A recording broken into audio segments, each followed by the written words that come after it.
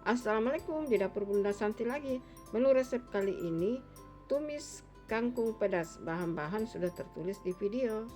Ada bawang merah yang sudah diiris tipis, ada tomat yang sudah diiris tipis, ada kangkung, ada cabai rawit yang sudah diulek. Selanjutnya cara membuatnya sudah tertulis dan tertera di video. Tonton sampai habis ya, jangan lupa like, comment, share, dan subscribe. Juga jangan skip iklan. Semoga resepnya bermanfaat. Terima kasih.